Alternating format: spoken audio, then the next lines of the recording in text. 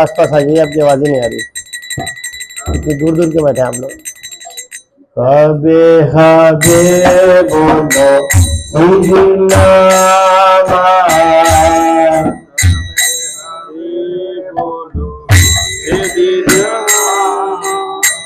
अपराध गुप्ति शुद्ध नामे रुचि कृपा बोली आवे हृदय संचार। अपराध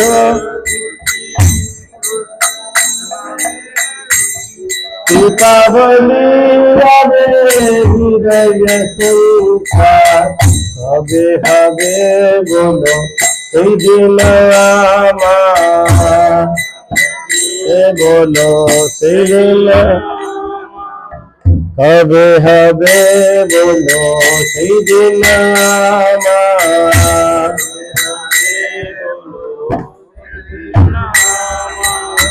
हीनाधिका हीना कबिलमणि सहिष्णुता गुण हृदय के आनी।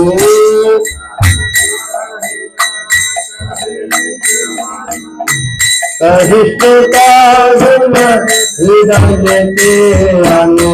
सकल मान दो अपनिया मनी, अपनिया होएगा का जीव नाम रसोसा।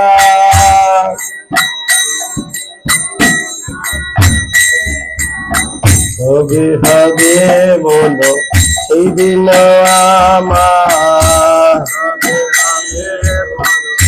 बोले, स्लो बोले। हबे हबे बोलो दिन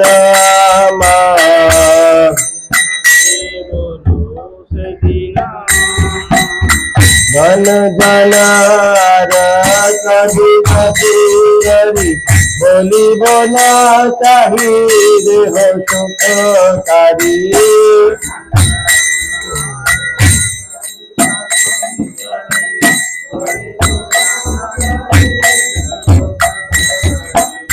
जन्मे जन्मे दाओ है गौरा हरी,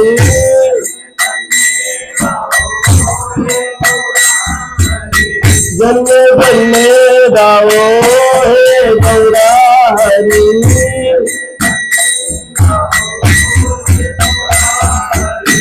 अहेत की भक्ति चरण तुमा,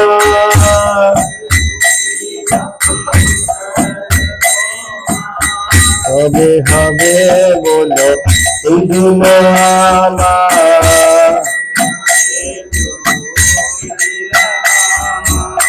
हबे हबे बोलो दिन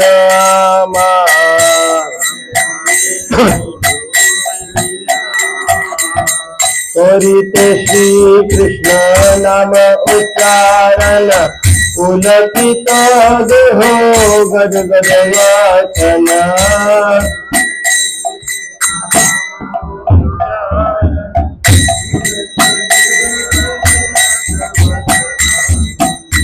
वैवर्ण वे पथु हल्गे संघाटन,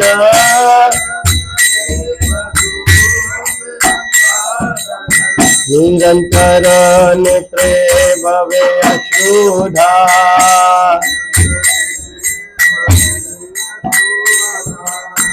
हरि हरि बोलो नामा,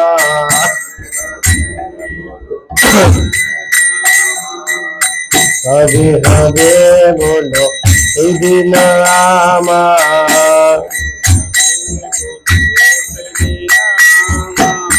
तब नवादिते सुरधुनि तटे गौरा नित्यानंद बोली निष्ठा पटे।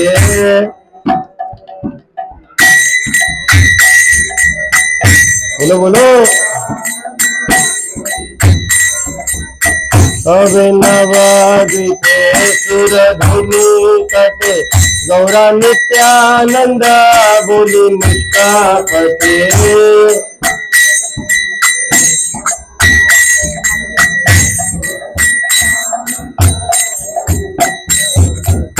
नाचिया गाइया बेराइबो छुटे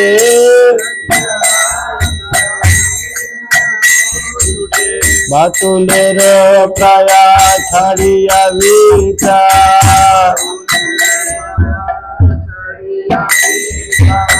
হবে হবে বলো এই দিন আমার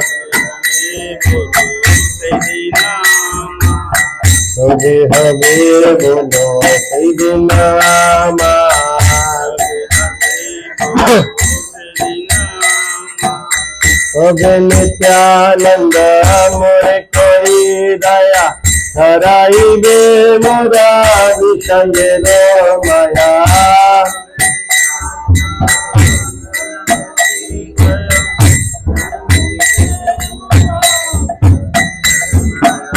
देह में दियो मोरे निज चरण रखाया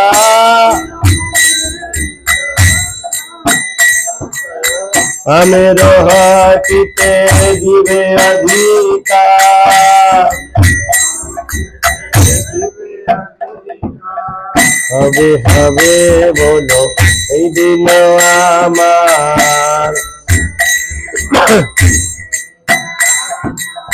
তিনি বলো শিব হরি নাম রসে মতি হইব বিবশ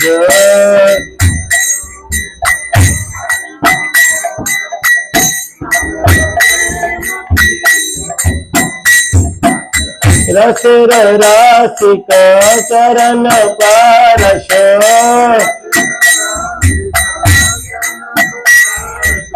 হরিয়া মা জীব রসে আনিবা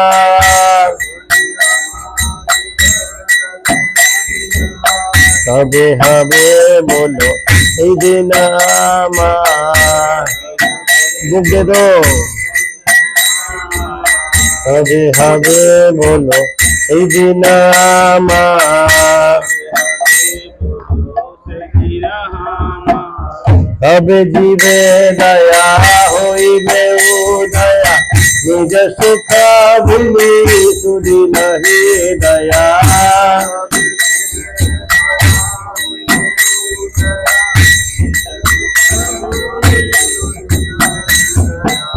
भक्ति विनोद करिया विनया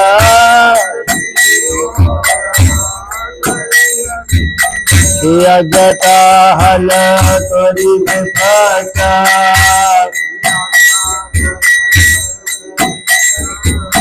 कभी हवे बोलो সেই দিন আমার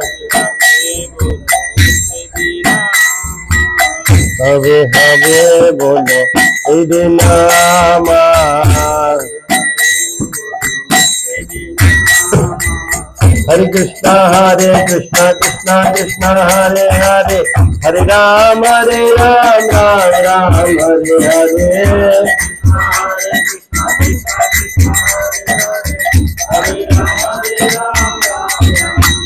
हरे कृष्ण कृष्ण कृष्ण हरे हरे हरे राम राम राम हरे हरे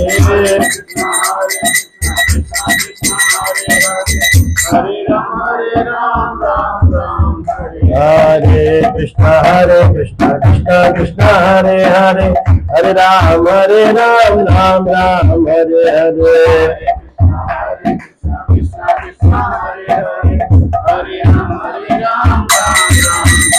हरे कृष्ण कृष्ण कृष्ण हरे हरे हरे राम राम राम हरे हरे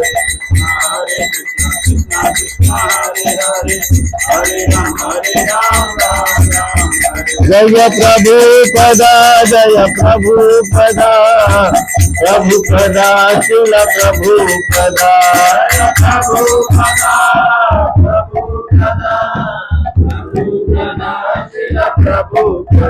जय जय प्रभुपा जय शिल प्रभुपा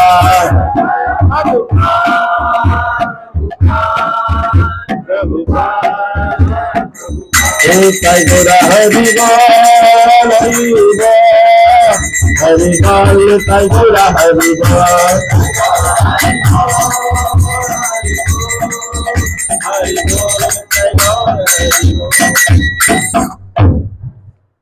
श्री श्री हरिनाम संकीर्तन की श्रील प्रभुपाद की भाई को प्रेमानंद हम लोग से बताइएगा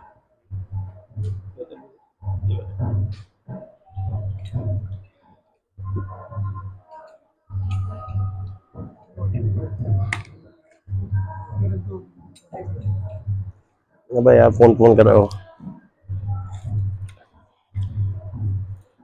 465 तो सेम है ना उसका तो कोई मैसेज आया नहीं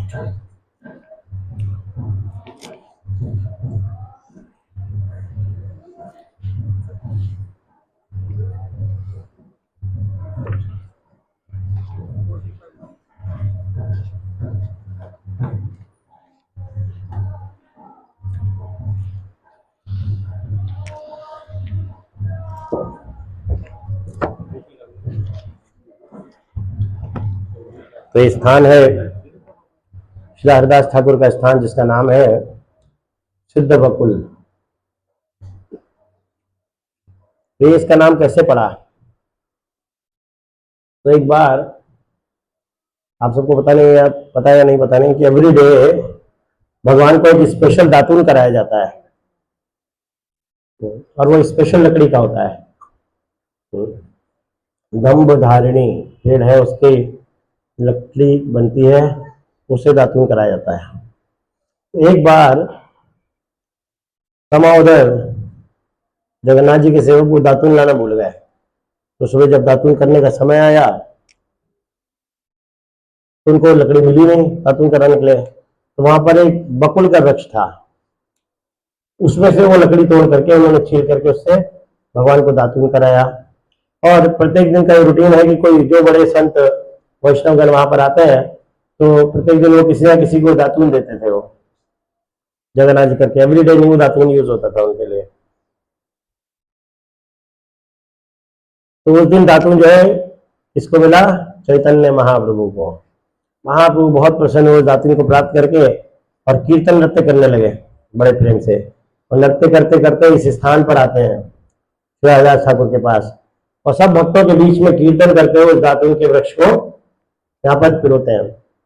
देखते देखते ही इतना बड़ा वृक्ष बन जाता है। ये वही दातून का वृक्ष है, वही बकुल वृक्ष है जो चैतन्य महाप्रभु ने लगाया था। तो इसी के नीचे बैठ करके श्री हरिदास ठाकुर एवरी डे 3 लाख नाम लिया करते थे प्रत्येक दिन 22 घंटे जब। कितने घंटे? हम कितने घंटे करते हैं? क्या हालत होती है हमारी? लोग जी रात में सोए नहीं, नींद आ रही है ना। रात में जगन्नाथ जी के दर्शन करने चले गए थे नींद आ रही। वो 22 घंटे जब करते थे तो 2 घंटे सोते थे। तो ये वही बकुल ट्री है। तो एक बार क्या हुआ कि भगवान का रथ तैयार हो रहा था। ये सब हरिदास ठाकुर के जाने के बाद की कहानी है। तो यहाँ के वैष्णवगण इस स्थान को संभाल रहे थे और यहाँ पर वो जो लकड़ी स्पेशल है वो मिल नहीं रही थी जिससे भगवान का रथ तैयार होता है। तो भगवान के रथ की कीलें बनानी थी साइड की। तो और कोई वृक्ष मिला नहीं उनको। तो राजा के सैनिक इस स्थान पर आए, बोले ये वृक्ष खूब हरा भरा है, मोटा है, उसको लेकर के जाएंगे। तो उसने समझाया जो यहाँ के सेवक थे, ने बोला कि संभव नहीं है। देखिए स्वयं चैतन्य महाप्रभु ने इस वृक्ष को लगाया था, ऐसे था वैसे था, पर राजा के सैनिक मान नहीं रहे थे। बोले नहीं, हम इसी में से लेकर के जाएंगे, कल आएंगे। और उसका राजा को जाकर के उन्होंने इन्फॉर्म किया कि ऐसे ऐसे एक वृक्ष मिल गया है और आप चिंता मत करें, सुबह लेकर के आ जाएंगे। तो सेवक ने भी भगवान की इच्छा मानी कि ठीक है, भगवान जैसे करना चाहते हैं वैसे करेंगे, अब कोई हाथ में तो कुछ है नहीं। तो अगले दिन सुबह जब राजा के सैनिक आए तो क्या हुआ, ये वृक्ष अपने आप खोखला हो गया। अभी भी देखेंगे अभी वृक्ष खोखला है, लेकिन तब भी इतना हरा भरा है। जनरली खोखले वृक्ष हरे भरे नहीं होते हैं, सूख जाते हैं। ये वृक्ष पूरा खोखला है। तो सुबह अपने आप खोखला हो गया। जब राजा के सैनिक आए देख के अचंभित रह गए, ये कैसे संभव है, ये तो हो ही नहीं सकता। तो जाकर के उन्होंने जब राजा को बताया तो पूरी के अंदर एक खबर फैल गई कि वृक्ष जो है क्या है, सिद्ध है। इसलिए इसका नाम पड़ गया सिद्ध बकुल। तब से सब लोग इसको सिद्ध बकुल कहते हैं। तो जब हरिदास ठाकुर जब चैतन्य महाप्रभु संन्यास लेकर के शांतिपुर गए और शांतिपुर से जब निकल रहे थे तो भगवान ने सबसे एक भिक्षा मांगी कि मैं सन्यासी हूँ, आप सबसे एक भिक्षा मांगना चाहता हूँ। बोले क्या भिक्षा चाहिए आपको, बताइए। हम हमारा तो शरीर ही आपका है, आप जिस तरह से इसको यूटिलाइज कराना चाहते हैं बताइए। बोले मैं चाहता हूं कि आप सब नवद्वीप वासीगण बंगाल में जोर शोर से प्रचार करें, हरिनाम संकीर्तन करें, ये मेरी भिक्षा होगी। कृपा करके मेरे पीछे मत आए, मुझे अकेले जगन्नाथपुरी में वास करने दें और आप सब जाकर के प्रचार प्रसार करें। मैं बंगाल आता रहूंगा आप लोगों से मिलने के लिए और आप भी चतुर्मास के समय मेरे से मिलने के लिए आते रहे। तो इस तरह से चैतन्य महाप्रभु ने भिक्षा मांग करके जब जाने लगे तो हरिदास ठाकुर वहां पर उपस्थित थे। जब सब लोगों से बातचीत कर लिए महाप्रभु निकलने वाले थे तो हरिदास ठाकुर उनके चरणों में गिर गए। बोले महाप्रभु मेरा क्या होगा, मैं तो एक यवन परिवार से हूं और मेरी इतनी योग्यता नहीं कि मैं जगन्नाथपुरी के में एंटर भी कर पाऊं।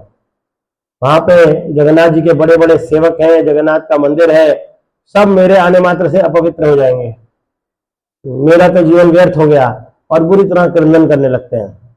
तो हरिदास तो चैतन्य महाप्रभु की आंखों से भी अश्रु निकलने लगते हैं।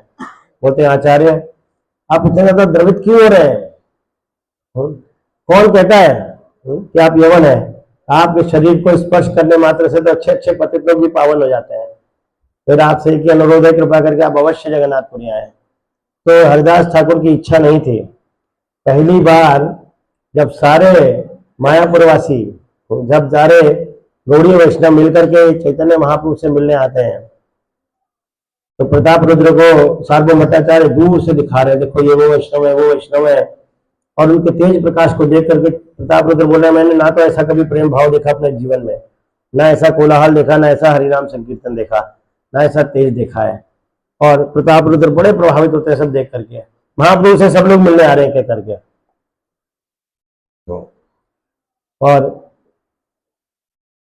सबसे मिलवा रहे हैं कौन, अद्वैताचार्य कि महाप्रभु ये हैं, इसके जीवन में भी ये चल रहा है, इनका वो चल रहा है। जिस तरह से कई बार देखा ना हम गुरु महाराज के पास जाते थे लोगों को लेकर के और बीच में हम कहते हैं महाराज इनका नाम ये है, ये ऐसे कर रहे हैं, वैसे कर रहे हैं, यहाँ प्रचार कर रहे हैं, ये कर रहे हैं, वो सेंटर चल रहा है। वैसे ही महाप्रभु को रिपोर्ट दे रहे हैं पूरे अद्वैताचार्य, महाप्रभु ये सेवा कर रहे हैं, ये सेवा कर रहे हैं, सेवा कर रहे हैं, सब ये कर रहे हैं, वो कर रहे हैं, वहां प्रचार कर रहे हैं।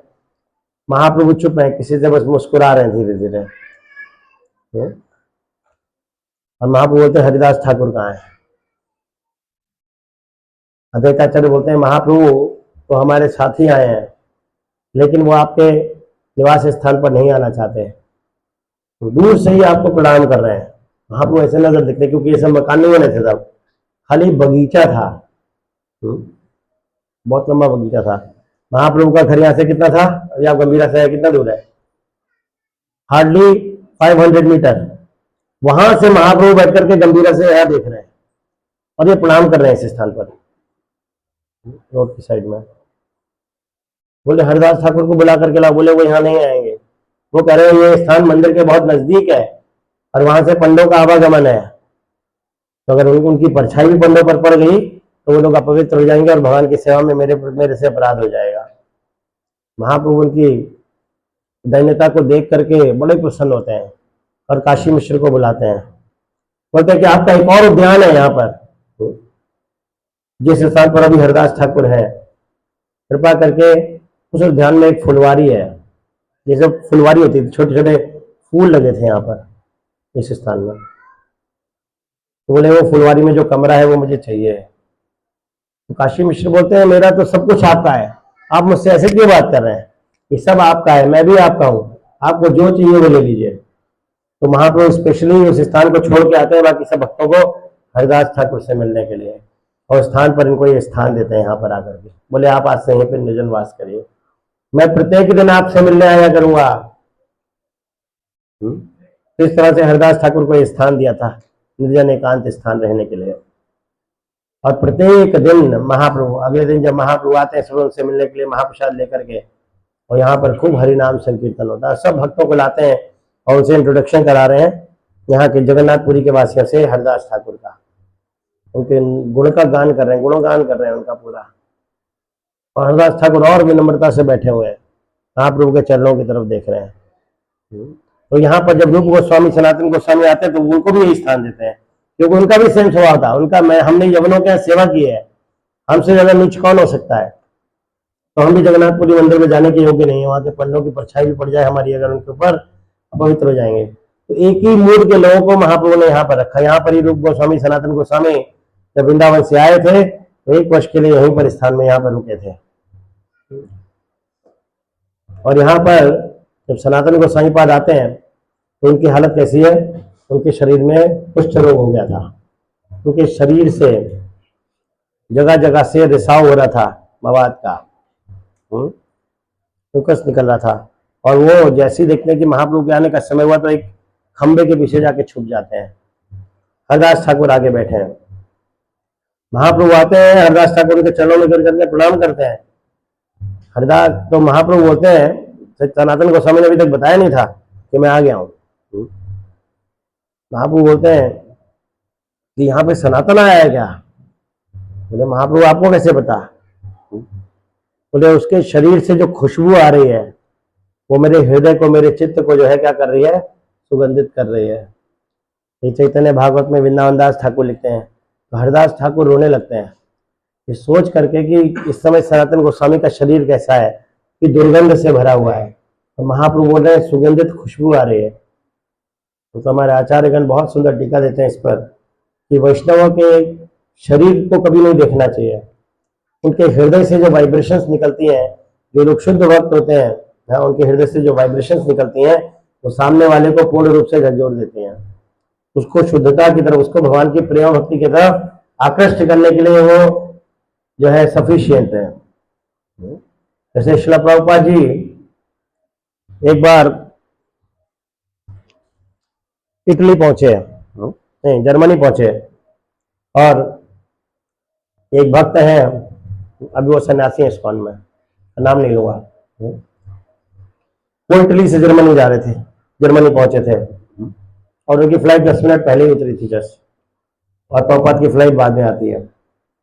उन्होंने देखा एयरपोर्ट पे इतनी भीड़ कहां से आ गई आज, सारे भक्तगण आए हुए थे, धोती कुर्ता पहने हुए, हरे कृष्ण महामंत्र का कीर्तन चल रहा था। वो भक्त बोलते हैं, सन्यासी भक्त बोलते हैं, बता रहे थे कि मैंने अपने कभी जीवन में अपने माँ बाप के भी पैर नहीं छुए, कभी उनके सामने नहीं झुका था, अंग्रेज थे, उनका कल्चर ऐसे ही है। बोले लेकिन जब श्रील प्रभुपाद जी का जब स्टेयर लगाई गई, प्रभुपाद जी उतर रहे हैं, ऐसे हाथ हिला रहे हैं भक्तों को, तो सब लोग प्रणाम कर रहे हैं। तो मैंने भी उनको प्रणाम किया, क्योंकि वो वाइब्रेशन इतनी स्ट्रॉन्ग थी, वो अपनी तरफ इतनी तेजी से आकृष्ट कर रही थी कि मैं अपने आप को संभाल नहीं पाया। और बहुत बड़े बिजनेसमैन के बेटे थे वो। बोले उसके बाद में कभी घर नहीं गया, इन भक्तों के साथ मंदिर आ गया, फिर मंदिर में फुल टाइम बन गया। क्या पावर है, जो व्यक्ति जानता भी नहीं हरिनाम के बारे में, इस मूवमेंट के बारे में, उसने बिना सोचे समझे, वो तो अच्छे बिजनेसमैन थे, वो बहुत अच्छे, सब कुछ छोड़ करके उसके बाद कभी घर नहीं गया। ये शुद्ध भक्तों के वाइब्रेशंस की पावर। तो महाप्रभु जब आते हैं तो सनातन गोस्वामी को हरदास ठाकुर बोलते हैं, सनातन आया क्या? तो सनातन गोस्वामी पीछे छुपे होते हैं। तो महाप्रभु दौड़ करके साइड में जाते हैं और देख लेते हैं, सनातन तुम में से मिलने भी नहीं आए। सनातन गोस्वामी जोर से प्रणाम करते हैं, महाप्रभु दौड़ करके उनको छूने लगते हैं। तो सनातन गोस्वामी भागते हैं, बोले नहीं नहीं मुझे मत छूइए, मेरा शरीर बेकार हो चुका है, इसमें से दुर्गंध आ रही है, ये आपको टच करने के लायक नहीं है। तो महाप्रभु क्या बोलते हैं, बोलते हैं सनातन गोस्वामी को, अरे तुम्हारे तो शरीर को स्पर्श करने मात्र से देवी देवता भी तर जाते हैं, कृपा करके मुझे इससे वंचित ना करो। और जोर से गले लगा लेते हैं।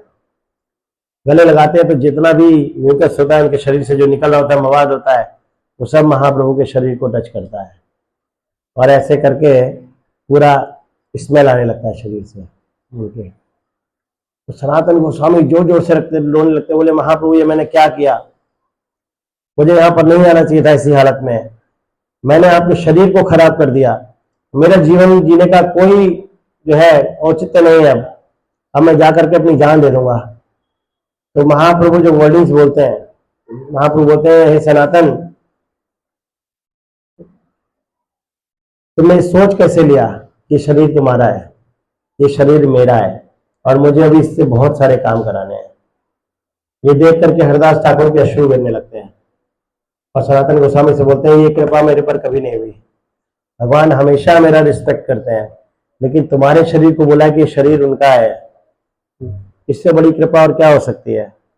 तो तुम्हारे शरीर से इतने बड़े बड़े कार्य कराने और तुम सोसाइटी के लिए सोच रहे हो। तो इस तरह से महाप्रभु यहाँ पे जाकर के आए दिन कोई ना कोई प्रत्येक दिन नई लीला होती थी, प्रत्येक दिन महाप्रसाद लेकर के आते थे, हरदास ठाकुर से हरिनाम के बारे में चर्चा करते थे और सब भक्तों को बोलते थे जाकर के हरदास ठाकुर से मिलो।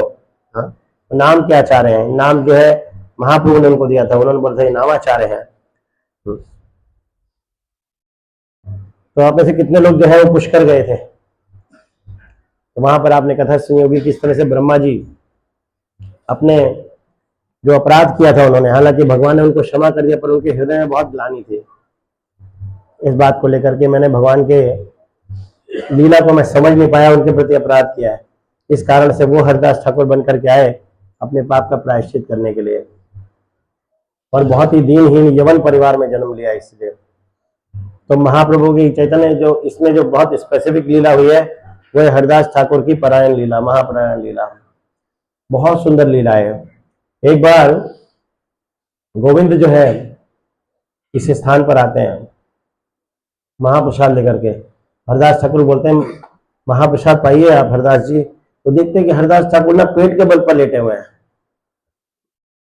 और उनकी उठने की भी हिम्मत नहीं हो रही। तो बोलते हैं गोविंद आपकी तबीयत ठीक है, कृपा करके थोड़ा तो महाप्रसाद पाइए। तो हरदास ठाकुर बोलते हैं मैं आज उपवास करूंगा। बोले क्यों, उपवास करने की आपको क्या आवश्यकता पड़ गई आज? बोले आज मेरा नाम जब पूरा नहीं हुआ है। तो जब तक मैं नाम जब अपना पूरा नहीं करूंगा तब तक मैं कोई अन्न ग्रहण नहीं कर सकता। तो इस तरह से बोलते हैं, बोले ये महाप्रसाद है। तो हरदास ठाकुर एक छोटा सा दाना लेते हैं अपने मुख में डालते हैं खाली, बोले बस और मैं कुछ नहीं लूंगा आज तब तक मेरा नाम जब पूरा नहीं होगा। अगले दिन सुबह सुबह चैतन्य महाप्रभु यहाँ पर आते हैं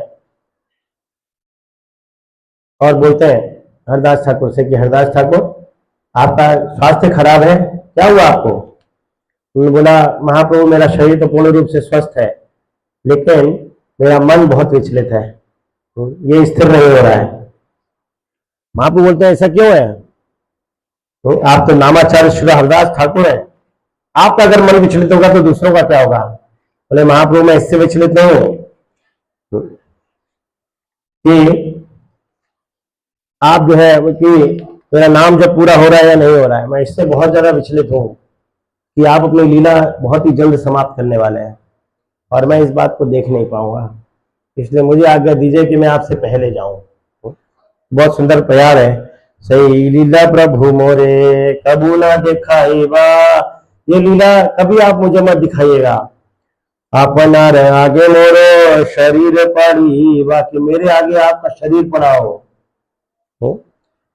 हृदय धर्म तुम्हार कमल चरण की, मैं क्या चाहता हूं कि मेरा शरीर आपके आगे पड़ा हो और मैं आपको देखते हुए आपके चरण कमलों को अपने हृदय पर धारण करो। नहीं मैं देखी में तुम्हार चांदर बदान, और नैनों से आपके मुख को और आपके बदन को चांद जैसे बदन को निहार रहा हो। जीवायु चरण तुम्हार कृष्ण चैतन्य नामो, जीवा से मेरे कृष्ण चैतन्य नाम का उच्चारण हो। यही मत मोर इच्छा छाड़ी प्राण, यही मेरी एकमात्र इच्छा है कि मैं अपने प्राण इस तरह से छोड़ूं। मोर यही इच्छा वो यदि तुम्हारे प्रसाद होए, यही निवेदन मोरो करो दयामय। मेरी तो केवल एक ही इच्छा है, अगर आपकी कृपा होगी तो ये संभव हो सकता है। मैं आपसे केवल यही निवेदन कर रहा हूँ, हे दयामय यही नीचे देहो मोरो पड़ू कतब आगे, यही वांछा सिद्धि मोरो तुम्हारी तो लागे। इस नीच देह को आपके सामने गिर जाने दें, आप मेरी सारी इच्छाओं को पूर्णता को संभव बना सकते हैं। तो चैतन्य महाप्रभु बोलते हैं आप इतने दयामय हैं कि जो भी आप चाहते हो उसे मैं अवश्य पूरा करूंगा, क्योंकि मेरा जो भी सुख है वो तुम्हारी संगति के कारण है। लेकिन ये जो उपयुक्त नहीं है कि तुम मुझे छोड़ दोगे, तो मेरे संगति मुझे कहां से संगति प्राप्त होगी? क्या तुम चाहते हो कि मैं दुखी हो जाऊं? हरदास ठाकुर बहुत सुंदर जवाब देते हैं, बोलते कि आपके इतने सारे बड़े बड़े सेवक हैं जिनको मैं अपने सिर पर धारण करता हूँ, हजारों सेवक आपके, जैसे कोई चींटी का झुंड चल रहा हो, उनमें से एक चींटी मर जाए तो क्या फर्क पड़ता है, उसी तरह से मेरी परिस्थिति है कि चींटी की तरह। कृपा करके आप जो है मुझे सेवक के रूप में एक्सेप्ट करें और मेरी इस इच्छा को परिपूर्ण करें। महाप्रभु ने बोला कि मेरे दोपहर के कृत्य अभी शेष बचे हैं, मैं कल आऊंगा सुबह तुम्हारे पास। और इस तरह से महाप्रभु अगले दिन सुबह आते हैं सारे भक्तों को लेकर के, और हरिदास ठाकुर से बोलते हैं क्या समाचार है। तो हरिदास ठाकुर ऐसे ही बोलते हैं, आपकी जैसी इच्छा, आपकी जो इच्छा हो आप मेरे साथ करें। तो महाप्रभु बोलते हैं ठीक है, हरिनाम संकीर्तन शुरू करो। सारे भक्तगण हरिनाम संकीर्तन करते हैं, नृत्य चल रहा है, हरिदास ठाकुर लेटे हुए हैं और महाप्रभु जोर से नृत्य कर रहे हैं सब भक्तों के साथ में। सार्वभौम भट्टाचार्य और स्वरूप दामोदर सब वहां पर हैं, सब इन कार्यों को देख रहे हैं और सब कीर्तन भी कर रहे हैं, डांस भी कर रहे हैं। महाप्रभु कहते हैं उच्च स्वर में कीर्तन करो और उच्च स्वर में कीर्तन करो, और इस स्वर बढ़ता ही जाता है, ऐसा लगता है कि गगन को छू रहा है पूरा। हरि बोल का कीर्तन हो रहा है, हरे कृष्ण महामंत्र का कीर्तन हो रहा है, और ये सब डांस कर रहे हैं जोर से। अचानक हरिदास ठाकुर हाथ जोड़ते हैं और महाप्रभु बोलते हैं कृपा करके आप मेरे सामने आ जाइए। और महाप्रभु उनके सामने खड़े हो जाते हैं, अपनी आंखों से उनके चेहरे को निहार रहे हैं हरिदास ठाकुर, और उनके चरण कमल को अपने सीने पर धारण कर लेते हैं, उठा करके अपने छाती पर रख लेते हैं और ऐसे करके देख रहे हैं। और महाप्रभु उनकी तरफ देख रहे हैं खाली, और कुछ नहीं कर रहे बस। और ये करते करते अपने प्राण त्याग देते हैं हरिदास ठाकुर। हरिदास ठाकुर की। तो बहुत ही इमोशनल सीन होता है वहां पर, और महाप्रभु इतना जोर से कीर्तन करते हैं क्रंदन करते हुए, और सारे भक्त क्रंदन कर रहे हैं और कीर्तन चल रहा है। हरे कृष्णा कृष्णा कृष्ण हरे हरे, हरे राम राम राम हरे हरे,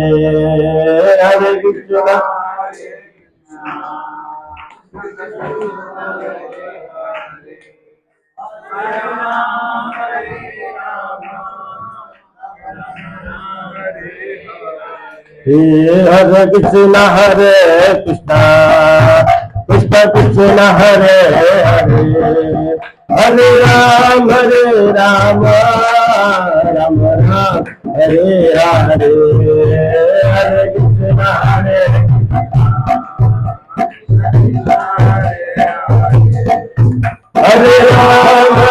राम राम राम हरे हरे, हरे कृष्णा कृष्णा कृष्ण हरे हरे, हरे राम राम राम हरे हरे।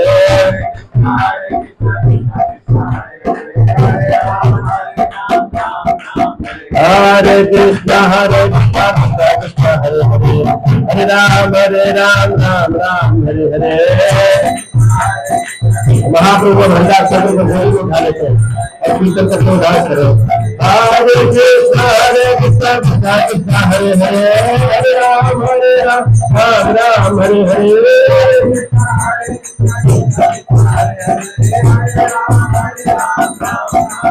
हरे कृष्णा कृष्ण हरे हरे, हरे राम राम हरे हरे।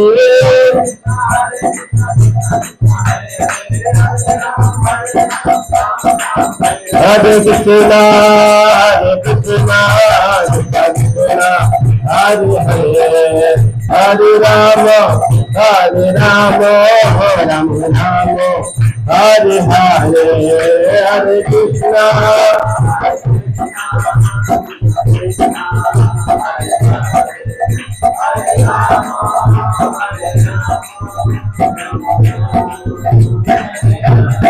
इस तरह से महाप्रभु जो है गोदी में उठा करके कीर्तन कर रहे हैं और 2 घंटे तक कीर्तन करते रहते हैं, डांस करते रहते हैं।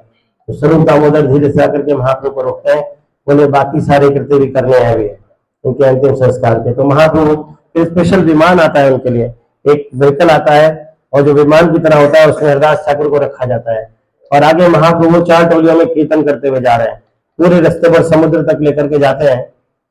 और स्वर्गद्वार के पास में आकर के, जहां पे हम कल गए थे, हरदास ठाकुर की समाधि है, पहले समुद्र वहां तक था। वहां पर एक बड़ा सा बालू का गड्ढा किया जाता है, उसमें हरदास ठाकुर का शरीर रखा जाता है, और वहां पर भी कंटिन्यू कीर्तन चल रहा है। उसके बाद भक्त लोग 7 बार परिक्रमा करते हैं, और महाप्रभु अपने हाथ से उस बालू से उनको ढक रहे हैं। बालू की आवश्यक सामान भी रखा है, उसके अंदर वस्त्र रखे जाते हैं, घी रखा जाता है, सामान रखा जाता है, नमक डाला जाता है, फिर बालू से चैतन्य महाप्रभु अपने आप उसको ढकते हैं। और उसके बाद जबरदस्त कीर्तन होता है वहां पर। उसके बाद महाप्रभु कहा जाते हैं सिंह द्वार पे। पहले जो आनंद बाजार है आप देख रहे हैं अभी आजकल अंदर लगता है, ये पहले वहां नहीं लगता था।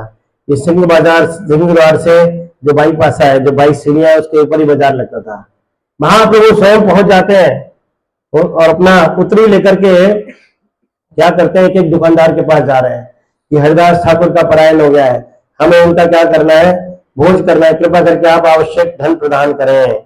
ऐसे हर एक दुकानदार के पास जा रहे हैं, तो दुकानदार क्या कर रहे हैं, पूरे पूरे पल्ले लेकर के उठते चले जाते हैं देने के लिए। तो महाप्रभु संभाल नहीं पा रहे, तो इधर से स्वरूप दामोदर आते हैं और बोलते हैं महाप्रभु आप अपने निवास स्थान पे जाइए, हम सब अरेंज करके ला रहे हैं, आप वहीं पहुंचिए। तो दोबारा से महाप्रभु समुद्र के स्थान पर आ जाते हैं वापस। इधर स्वरूप दामोदर 4 लोगों के साथ मिलकर के, और सेवक रखते हैं 5, और उनके माध्यम से बोलते हैं केवल 4-4 मुट्ठी अन्न दो और डालमा दो, और तरह तरह की सब्जियां लेते हैं। सब दुकानदारों से 4-4 मुट्ठी लेकर के उनकी पूरी पोटली बनाई जाती है, अपने आप में बहुत प्रसाद हो जाता है। और महाप्रभु वहां पर इंतजार कर रहे हैं स्वर्गद्वार पे, तो लेकर के स्वरूप दामोदर सब भक्तों के साथ लेकर के महाप्रसाद को लेकर के आते हैं। जब तो सारे भक्तों को बिठा देता है, हजारों की संख्या में लोग आ जाते हैं, और महाप्रभु स्वयं अपने हाथ से वितरित कर रहे हैं। और कैसे वितरित कर रहे हैं, महाप्रभु ना तो कम खाते हैं ना खिलाते हैं, तो एक एक पत्तल में 5-5 लोगों का प्रसाद डाल रहे हैं। बोले खाओ खाओ, देख करके स्वरूप दामोदर बोलते हैं महाप्रभु आप बैठ जाइए, हम लोग वितरित करेंगे। तो स्वरूप दामोदर से महाप्रभु जानते थे कि ये सही जो करेगा सही करेगा, कोई चीज सेंटिमेंटल होकर के नहीं करेगा। और स्वयं ललिता से किए तो वैसे ही ऑर्डर मानते हैं, थोड़ा घबराते हैं उनसे, जाकर के बैठ जाते हैं महाप्रभु। और शंकर, जगदानंद पंडित और मुकुंदत और ये जो है स्वरूप दामोदर मिलकर के प्रसादम फिर सर्व करते हैं सबको। अब महाप्रभु बैठे हुए सबको देख रहे हैं, तो महाप्रभु से बोलते हैं कृपा करके आप प्रसाद पाना स्टार्ट करिए, आपका भी भोग प्रसाद लगाएंगे, जब आप पाना शुरू करेंगे तभी सब पाएंगे, नहीं तो पाएंगे ही नहीं। तो महाप्रभु बाकी संगियों को बिठा लेते हैं, उनके जो गॉड ब्रदर हैं, केशव भारती के गौर शिष्य हैं, उनको लेकर के आते हैं, उनको बिठाते हैं, और इस तरह से प्रसाद पाना जैसे शुरू करते हैं, बाकी सब लोग प्रसाद पाना शुरू करते हैं। तो प्रसाद पा लेते हैं जब सब लोग, महाप्रभु पहले ही प्रसाद पा लेते हैं, खड़े होकर के भिक्षा स्वरूप में कुछ ना कुछ दिया जाता है ना, प्रसाद खिलाते हैं, कुछ दक्षिणा दी जाती है।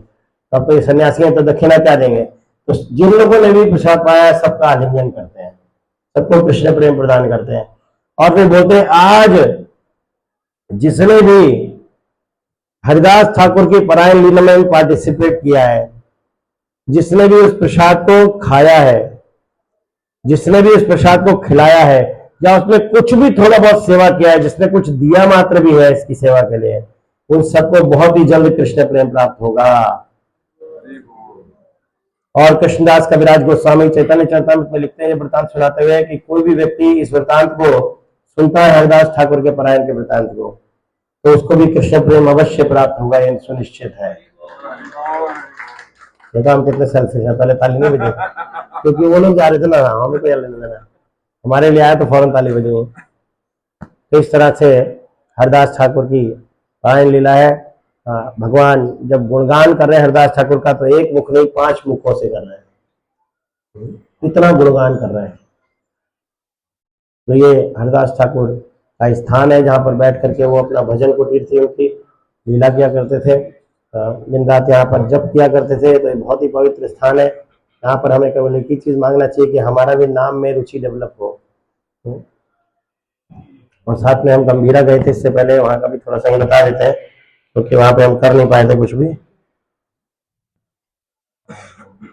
हमने बताया था कि किस तरह से महाप्रभु जब साउथ इंडिया की यात्रा से लौट के आते हैं, सार्वभौम भट्टाचार्य राजा से अप्रोच करते हैं कि स्वयं भगवान है और इनको कोई रहने का स्थान चाहिए। तो तापरुद्र बोलते हैं कैसा स्थान चाहिए, तो बताते हैं कोई निर्जन स्थान हो जो मंदिर के पास भी हो लेकिन बहुत दूर भी ना, मंदिर के पास हो लेकिन निर्जन भी हो, वहां पे ज्यादा डिस्टर्बेंस नहीं हो।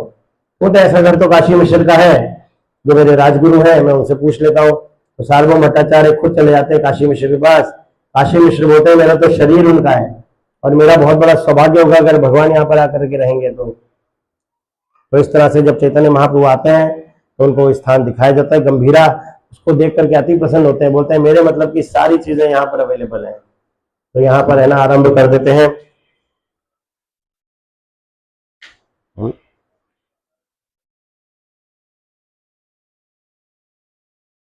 तो काशी मिश्र का घर जो है वो चैतन्य महाप्रभु का गंभीरा है, वहां पर भगवान की बहुत सारी लीलाएं हुई हैं। तो वहां पर राधा कांत के डीटीज काशी मिश्र पूछते हैं क्या मैं ला सकता हूँ सर्विस करने के लिए। तो महाप्रभु जब देखते हैं कि काशी मिश्र अकेले सेवा कर रहे हैं, पहले से ही आ गए थे डीटीज, तो देख रहे हैं कि काशी मिश्र अकेले सेवा कर रहे हैं, उनके आगे कोई पुत्र पुत्री भी नहीं है, तो बोले ये कार्य गृहस्थों का है डीटी वर्शिप करना, एक्चुअली ब्रह्मचारी सन्यासी का कार्य नहीं है डीटी वर्शिप। डीटी वर्शिप कार्य गृहस्थों का, विग्रह सेवा। तो उन्होंने जब ये देखा उन्होंने कहा कि इनकी आगे सेवा कैसे चलेगी जब काशी मिश्र नहीं रहेंगे। तो गोपाल गुरु नाम के एक बालक बचपन से उनकी सेवा में आ गए थे चैतन्य महाप्रभु की। तो चैतन्य महाप्रभु ने उनको वक्रेश्वर पंडित के अंदर ट्रेनिंग में डाला, तो वक्रेश्वर पंडित ने उनको ट्रेनिंग दिया, दीक्षा दिया, उनके शिष्य बन करके आए और चैतन्य महाप्रभु की सेवा किया करते थे। उनको एक कार्यभार सौंपा गया कि आप राधा कांत की सेवा करिए और इसको आगे लेकर के जाइए। और उनके शिष्य ध्यानचंद्र गोस्वामी बाद में इस सेवा में लगे। तो इसी स्थान पर गोविंद और काशीश्वर पंडित भी आए थे। जब महाप्रभु एक बार बैठे हैं अपने भक्तों के साथ लीला विलास कर रहे हैं, मतलब भगवान का नाम संकीर्तन कर रहे हैं, अचानक गोविंद आते हैं पहले और प्रणाम करते हैं और क्या बोलते हैं, बोलते हैं कि मैं श्रीपाद ईश्वरपुरी का शिष्य हूं और श्रीपाद ईश्वरपुरी ने अब शरीर त्याग दिया है, देह त्याग दिया है और वो भगवत धाम वापस गए, लेकिन मेरे को और काशीश्वर को ऑर्डर लेकर के गए कि हम दोनों महाप्रभु की सेवा में आ जाए, तो मैं आपकी सेवा करने के लिए आया हूँ, कृपा करके मुझे स्वीकार करिए तथा मेरे गुरु के ऑर्डर को फॉलो करने में मेरी मदद करिए। तो पास में बैठे होते हैं सार्वभौम भट्टाचार्य, तो महाप्रभु उनकी तरफ पलटते हैं, बोलते हैं भट्टाचार्य जी आप तो प्रकांड ब्राह्मण है, क्या आप मेरे मन में जो दुविधा चल रही क्या आप उसको बताएंगे। बोले बताइए क्या हुआ। बोले मेरे गॉड ब्रदर है, गुरु भाई हैं और ऊपर से मेरे गुरु के पर्सनल सर्वेंट रहे हैं, क्या मैं इनसे सेवा ले सकता हूं। तो सार्वभौम भट्टाचार्य ने बोला कि सारे रूल से ऊपर पहला रूल है कि गुरु ने जो क्या आदेश दिया है उसको फॉलो करना। तो क्योंकि गोविंद को और काशीश्वर को आपके पास भेजा है और उनको बोला है कि आपकी सेवा करने के लिए भेजा है, तो आपको उनको अवश्य स्वीकार करना चाहिए। बोले देखो एक्चुअली में गोविंद जो है वो नीच परिवार से थे। बोले क्या लोग क्या कहेंगे, बाहर के लोग क्या कहेंगे कि मैंने ऐसे व्यक्ति से सेवा ली है। बोले जब आपके गुरु जो है ऐसे व्यक्ति से सेवा ले रहे हैं और उनका गुणगान इतना बढ़ रहा है तो आपको कौन बोलेगा, आप तो स्वयं चैतन्य महाप्रभु हैं, आप तो स्वयं भगवान हैं। तो फिर इस तरह से इस तर्क वितर्क के बाद गोविंद को रख लेते हैं और अगले दिन काशीश्वर पंडित भी आ जाते हैं और इन दोनों को सेवा में रख लिया जाता है।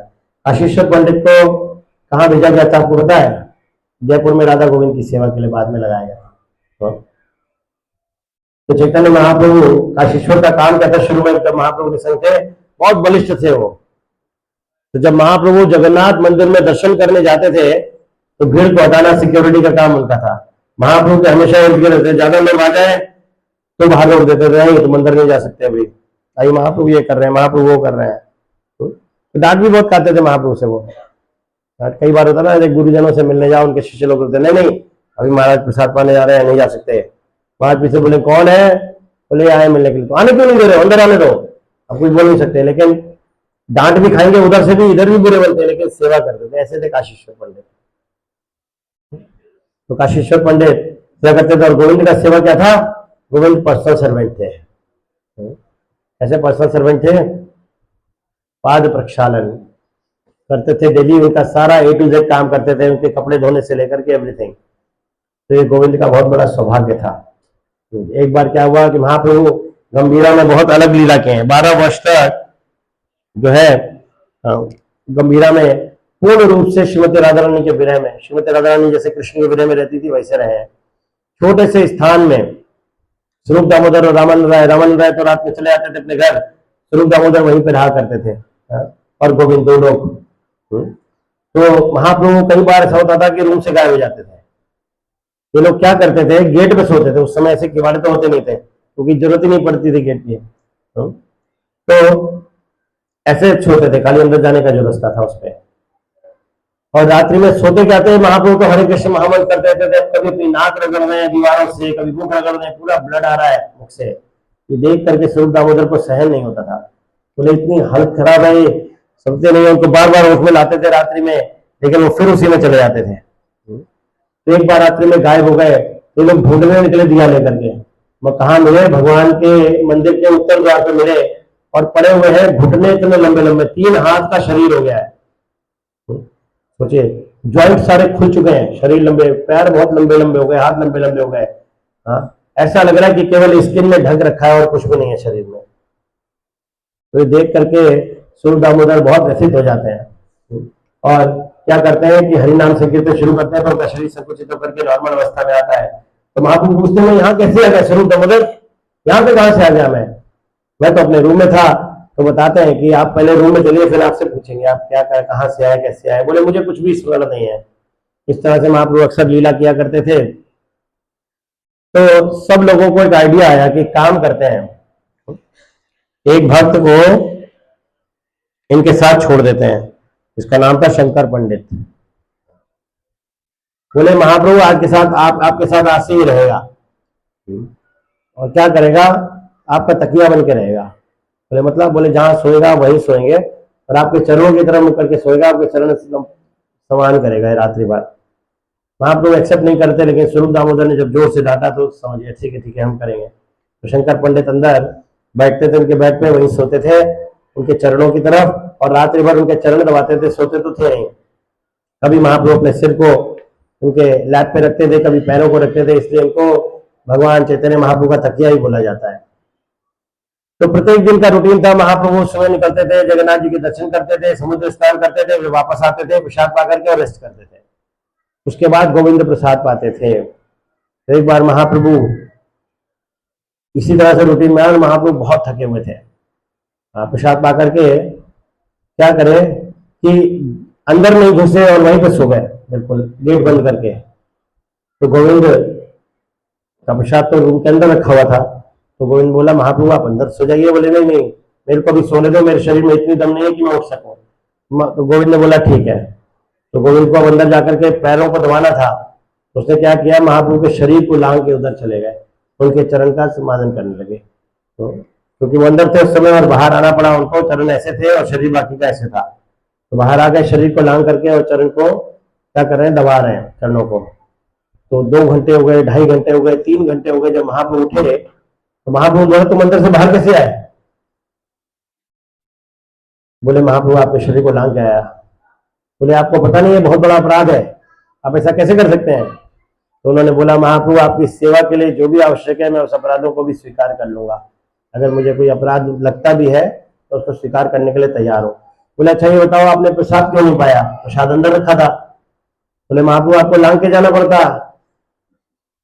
बोले अच्छा तुम लांग के बाहर आ सकते हो, अंदर क्यों नहीं जा सकते। जा सकते थे। जैसे बचपन में हम लोग क्या करते थे, बचपन में अगर किसी की लात लग जाए तो छू लेते थे। अगर किसी के पैर को लांगे बोले वापस लांगो तभी सही होगा, बराबर होगा, ऐसा नहीं होता। तो बोले प्रसाद पाने जाते, बोले महाप्रभु मैं आपकी सेवा के लिए इस अपराध को लेने के लिए तैयार हूँ, लेकिन अपनी सेवा के लिए मैं कोई अपराध नहीं करना चाहता। तो प्रसाद सेवन मैं बाद में भी कर सकता था।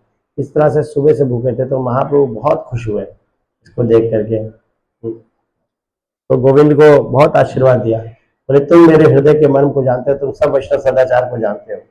जो संदेश मैंने मना शिक्षा में सनातन गोसाई पाद को दिया है वो तुम सब जानते हो कि सेवा से बड़ा कुछ भी नहीं है। फिर महाप्रभु एक्सप्लेन करते हैं, मैंने 2 तरह के शुद्ध भक्तों के बारे में वर्णन किया है सनातन गोसाई पाद को।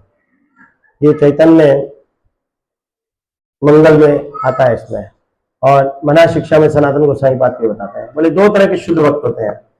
एक अकिंचन शुद्ध भक्त होते हैं जो मेरे ऊपर पूरी तरह से डिपेंडेंट रहते हैं, और दूसरे शुद्ध भक्त होते हैं जो कि मेरे फॉलोअर होते हैं, जिन्हें सेवा में बहुत इंटरेस्ट होता है। इन दोनों में जो मेरे को फॉलो करने का प्रयास करता है, मेरी इच्छा को परिपूर्ण करने का प्रयास करता है, वो एक्चुअली में बहुत बड़ा शुद्ध भक्त है, मैं उसको इन कैटेगरी से भी ऊपर रखता हूँ। तो हमारा जो हरे कृष्णा आंदोलन है, ये सेवा का आंदोलन है। गुरु के बताए हुए मार्ग पर जो सेवा करता है, वो शुद्ध भक्ति जो है, महाप्रभु बताते हैं कि बहुत उच्च लेवल की है।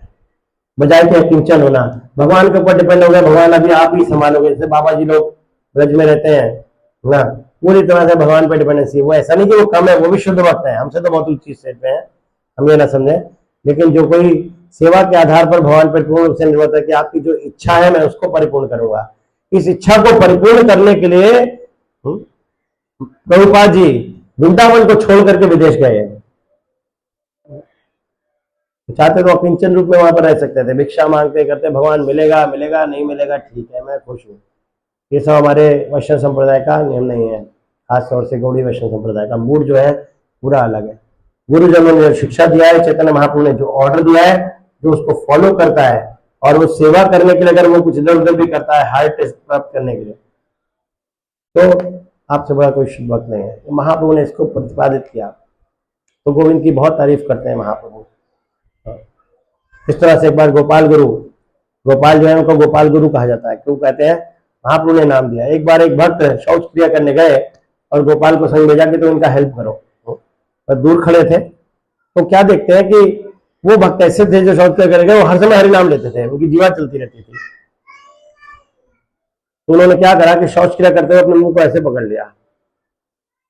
तो गोपाल बोलते हैं आपने मुंह को क्यों बंद करा, मेरे को आवाज नहीं आ रही थी, क्या आप शौच क्रिया कर रहे थे, दीप शंका को पूर्ण कर रहे थे। तो बोलते हैं कि वो क्या है ना कि मैं जो ऐसे इस तरह का कृत्य कर्म कर रहा था, तो उस समय मैं शुद्ध नाम कैसे लेता। बोले देखो इस शरीर कभी भी छूट सकता है, इस नाम को लेने में कोई बुराई नहीं, आप किसी परिस्थिति में कैसे भी ले सकते हैं। ये बात जब चैतन्य महाप्रभु पास पहुंची तो महाप्रभु बहुत खुश हुए और बोले अरे तुम तो गुरु हो, आज से तुम्हारा नाम गोपाल गुरु। इस तरह से नाम दिया। और गोपाल गुरु आपने सबने विग्रह देखे हुए अभी राधा कांड मठ में, किस किसने देखे थे बस। जब हमने राधा कांड मठ में जब गए और भगवान के दर्शन करें, तो भगवान सामने थे पूरे, उसके बाहर साइड में एक लकड़ी के डीटीज रखे हुए थे तिलक लगा करके, वो गोपाल गुरु है। और महाप्रभु ने उनके चरणों पर अपने सिर को रखा, और वो जैसे सिर रखा, सॉरी अपने चरणों पर उनके सिर पर रखा, तो जो चरण का निशान है वो छप गया पूरा। इसलिए ये लोग गौड़ी वैष्णव के लगने लगाते हैं, हालांकि गौड़ी वैष्णव है सब, ये क्या करते हैं महाप्रभु के चरणों के चिन्ह का निशान बनाते हैं। जैसे देखा आपने जितने वहां पे ब्राह्मण लोग थे, जितने पुजारी लोग थे, उनका ऐसे करके बना हुआ था पूरा निशान, चरण बने हुए थे। तो क्यों आया ये चिन्ह, क्यों रखा था। तो एक बार अभिराम ठाकुर आए, अभिराम ठाकुर महाप्रभु के पार्षद है, और इनका कार्य क्या था, ये कार्य क्या करते थे कि किसी भी डीटीज को प्रणाम करते थे। डीटीज में प्राण प्रतिष्ठा है नहीं है, ओरिजिनल इनकी सेवा चल रही नहीं, पता लग जाएगा शालिग्राम जी ओरिजिनल है नहीं है। जैसे प्रणाम करेंगे अगर ओरिजिनल होगी तो फट जाएगी वो। ऐसे ही अगर किसी वैष्णव कोई अगर गड़बड़ है, उसके अंदर अगर कई कमियां हैं, गणेश समझ जाएगा। नित्यानंद प्रभु के पुत्रों को भी नहीं छोड़ा, वैसे नित्यानंद प्रभु का कोई पुत्र होता था और नौका से पहुंच जाते थे, और जाकर के प्रणाम कर देते थे, अरे स्वयं भगवान है तो उसके पुत्र बनने के लायक भी हो कि नहीं हो, 3-4 मार दिए सच में। तो ऐसे ही अभिराम ठाकुर आ रहे थे, क्योंकि गोपाल गुरु की प्रतिष्ठा बढ़ गई, बोले चेक करता हूं असली भक्त है कि नहीं है। सारे वैष्णव लोग परेशान हो गए कि गोपाल गुरु इतने छोटे हैं, ऐसा है वैसा है, क्या होगा इनका। तो जाकर के महाप्रभु बुलाते, तो महाप्रभु मुस्कुराते बोले चिंता मत करो कुछ नहीं होगा, गोपाल तुम मेरी गोदी में बैठ जाओ। तो गोपाल को अपनी गोदी में बिठा दिया, और अभिराम ठाकुर आए, उन्होंने प्रणाम किया और उनको कुछ नहीं हुआ, क्योंकि महाप्रभु गोदी में बैठे, उनको क्या हो सकता था। तो अभिराम ठाकुर प्रणाम करके चले गए, बोले फिर आऊंगा। सारे भक्तगण परेशान, बोले दोबारा आके चेक करेंगे, तो क्या हुआ। तो फिर गोपाल गुरु को बोला कि तुम लेट जाओ, और उनके चरण अपने चरण उनके सिर पर रख दिए। बोले अब इसको कुछ नहीं होगा, इसको मेरी पूर्ण कृपा इसके ऊपर है। तो इस तरह से गोपाल गुरु के जितने भी आगामी के लोग हैं, सब लोग कैसे करते हैं, चरण चिन्ह लगते हैं महाप्रभु के। तो इस तरह से वहां गंभीरा में ऐसी कई सारी गंभीर गंभीर लीलाएं हुई हैं।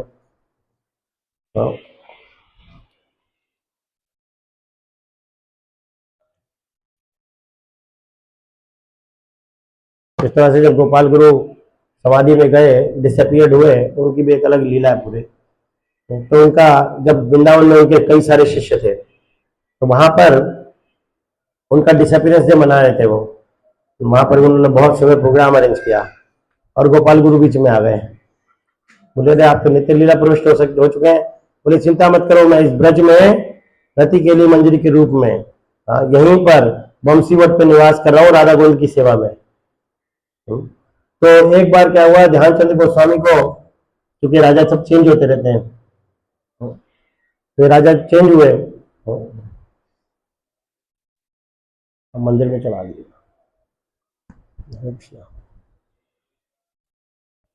तो जब चेंज हुए राजा वहां पर, तो कहीं काफी लालची था वो इतना मानता नहीं था इन सब चीजों को। तो ये लैंड बहुत सारी थी, गंभीरा की लैंड, तो उसने सोचा कि इस पर भी कब्जा किया जाए। तो उसने बोला कि ये सब यहाँ से हटाओ, वीटी सब जगन्नाथ मंदिर में जाएंगे और ये एरिया हम दोबारा लेंगे। तो ध्यानचंद गोस्वामी बहुत परेशान हो गए, और क्या करते हैं, उनको ये पता लगा कि ये अपने डिसअपियरेंस डे पे वृंदावन में अपीयर हुए थे और बता के गए मैं हमेशा यहाँ रहता हूँ। तो ध्यानचंद गोस्वामी जाते हैं, वहां पर देखते हैं कि वंशी वट पे एक वट वृक्ष के नीचे बैठ करके तपस्या करें गोपाल गुरु। जाकर के उनको प्रणाम करते हैं ध्यानचंद गोस्वामी, और ध्यानचंद गोस्वामी बोलते हैं कि आपको मेरे साथ नहीं चलना पड़ेगा, ऐसी ऐसी मुसीबत में आ गया हूँ। तो गोपाल गुरु बोलते हैं देखो मैं ब्रज को छोड़कर नहीं जा सकता, मैं अपने पूर्ण रूप से यहाँ पर अपनी सेवा में रहता हूँ, लेकिन आप चिंता मत करो, मैं राजा को समझा दूंगा, राजा के पास जाऊंगा, अपने नित्य स्वरूप में जाऊंगा और उनको समझा दूंगा और कुछ भी नहीं होगा। उसके बाद से आज तक कभी भी गंभीरा मंदिर में कोई प्रॉब्लम नहीं आई। उस राजा ने वो विचार त्याग दिया उसको वापस लेने का। तो इस तरह से गंभीरा में ऐसी बहुत सारी लीलाएं हुई, क्योंकि महाप्रभु स्वयं रहते थे। अभी समय भी बहुत कम है, हमें आगे जाना है, तो अदरवाइज इतनी सारी लीलाएं कि सुनाते सुनाते थक जाएंगे। जैसे एक बार विभीषण जी आए थे भगवान से मिलने, चैतन्य महाप्रभु से मिलने, तो बहुत सुंदर स्टोरी है उसकी, फिर कभी सुनाएंगे जब जगन्नाथ जी की लीला करेंगे शाम के समय या किसी समय, या कल पूरा दिन खाली है, हम लोग कहीं नहीं जाने वाले हैं, मंदिर में बैठ करके वहीं पे अपने रूम बैठ के वहीं पे लीला पुण्यवार करेंगे। अब जगन्नाथ जी का, जगन्नाथ जी से रिलेटेड और चैतन्य महाप्रभु से रिलेटेड कि यहाँ पर क्या क्या हुआ, कैसे कैसे हुआ, क्योंकि हम इस बार बहुत सारी कथाएं भी नहीं कर पाए, पान गणेश की कथा भी हम नहीं सुना पाए यहाँ पर अभी तक। तो कई सारी लीला स्थलियां हैं जो मंदिर के अंदर ही है, जितने मंदिर दिखते हैं सबकी एक ना एक स्पेशल स्टोरी है वहां पे, कैसे आए वो। तो समय मिलेगा तो कल, अगर आप लोगों का समय हुआ, शॉपिंग वॉपिंग ज्यादा नहीं करने जाएंगे तो सुना देंगे फिर हम। वैसे कल का दिन हमने शॉपिंग के लिए छोड़ा हुआ है आप लोगों के लिए, माता जी के लिए, एटलीस्ट प्रभु जी लोग तो कर ही सकते हैं। ठीक है, राधा ठाकुर की, श्री चैतन्य महाप्रभु की, पिताई गौर प्रेमानंदे, हरे कृष्णा। तुम्हें कथा कहाँ सुनी, वहां बैठे थे ताली बजा रहे।